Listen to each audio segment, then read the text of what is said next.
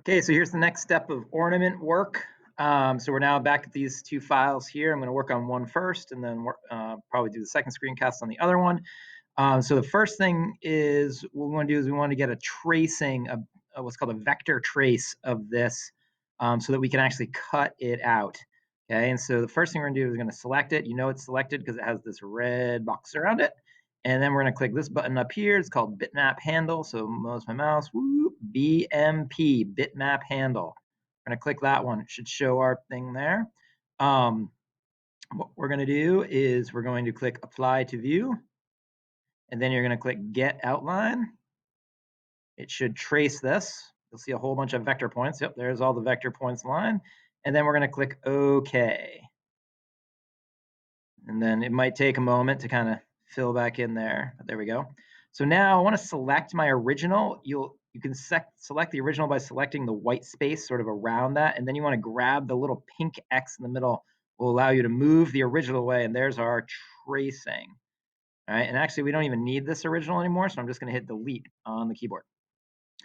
So the first thing you want to do is just do sort of a quick sort of check, just make sure that the vector line, you can kind of zoom in, just kind of checking spots, just making sure, oh, there's a little extra piece, I don't need that, get rid of that. And then you also want to sort of check the vector line in spots to make sure that it's connected everywhere.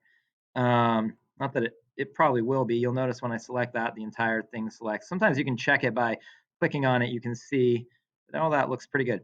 So the next thing you want to do is you want to get this to the right size. So here is right now my is set to inches. It might be say millimeters here. It might say inches. To change it back and forth between inches and millimeters, the units that are on here, doesn't matter which one you use, just matters which ones you're most comfortable with. So going to go to configure. If you go to file parameter setting under config S here, your screen will look a little different. It's going to be long and skinny, but what you want to look for is at the last part in the box, you want to look for unit types. This, as I said, this box on yours will probably be long and skinny. This is just a newer version of the software right here. So unit type, you can change it from millimeters to inches and back and forth. So I'm going to keep mine. I'm going to change it to millimeters just for the sake of changing it and click OK. And now you can see that I'm in millimeters.